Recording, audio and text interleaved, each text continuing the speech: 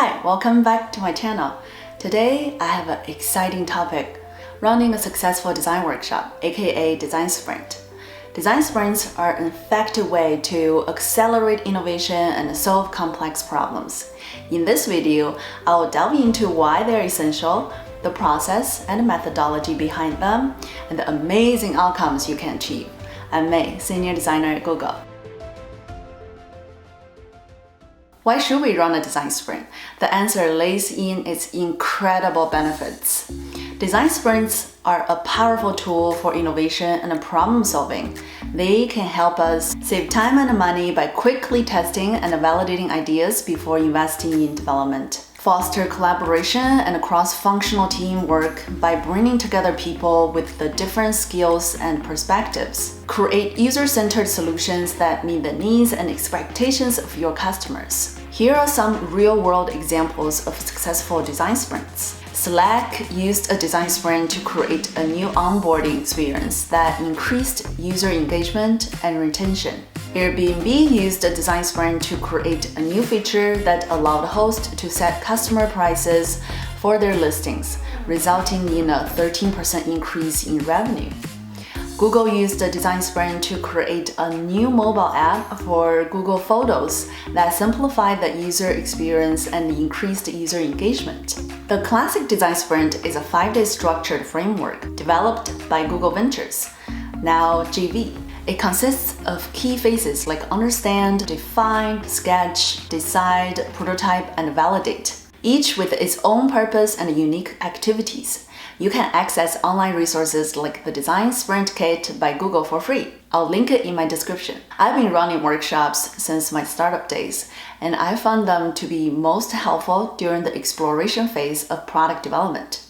This is the time when you need to prepare your design strategies. My method is a simplified version that only requires 4 to 5 hours, which I find to be the most efficient with cross-functional teams. By conducting this simplified workshop, you can build your design strategy with team alignment and gather crowdsourced ideas. It is also a great opportunity to showcase your design leadership and gain the exposure you desire. I have created a workshop template for you in my shop. Please take a look. Hopefully, it will assist you in developing your design strategy more easily. And at this point, you all know how important it is to have design strategies in your case study. To thoroughly explore the problem, you can create a shared knowledge base among all participants. Use the lightning talk method to invite knowledge experts from various areas of the business to articulate the problem from different perspectives, such as the business, user, competitor, and technical angles. Then, have the team generate how might we's statements. Let's discuss the necessary preparations, workshop execution, and expected outcomes. Now let's talk about the preparation phase. A sprint brief is a written document that provides your team with all the necessary information about your design project. It offers a clear and concise overview, including the project's goals, objectives, target audience, and constraints. A well-crafted sprint brief is crucial for keeping your project on track, aligning expectations, and ensuring that everyone involved understands the project's goal. Now let's move to the propose and gain buy-in phase. You should share the sprint brief with leadership and the team to gain their buy-in. Once you receive the green lights, you can proceed to the next preparation phase. So first, schedule a workshop time. Find a suitable time slot for the team and tentatively reserve it on the calendar until the final participants are confirmed. Invite speakers for lightning talks. To align the team's knowledge base, it's recommended to have the product owner provide an overview of the business and discuss the problem for the subject. Also, invite researchers to share past research on the problem. If your company has a business unit, consider inviting salespeople or support staff to share any user complaints they have encountered.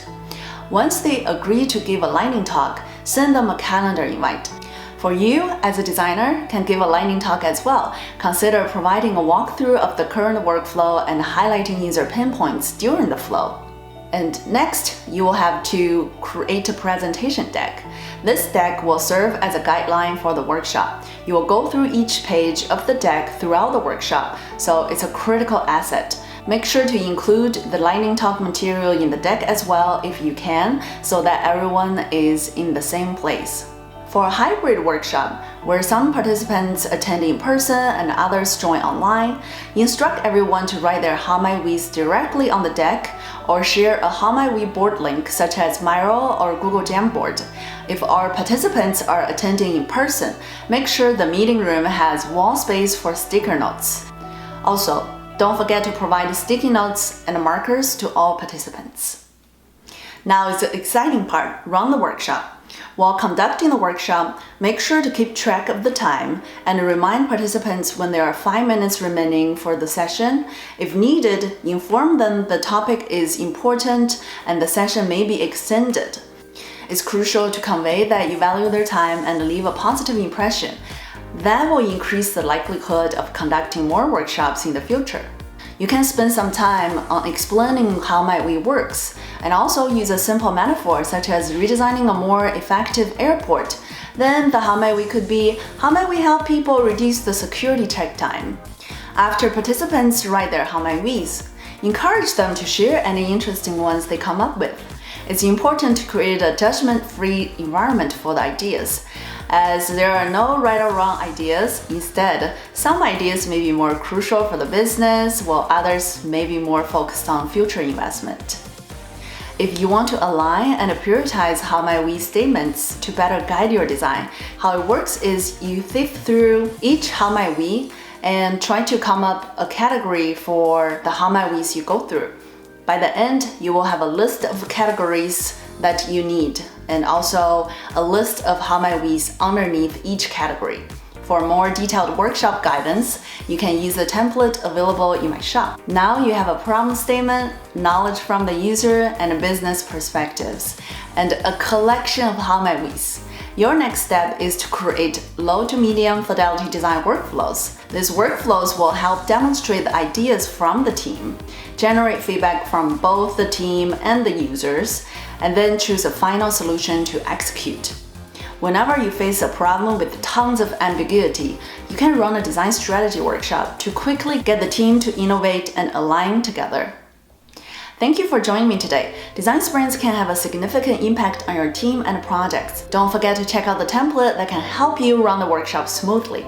If you found this video helpful, please give a thumb up and subscribe for more in-depth content on design, innovation, and problem solving. See you next time!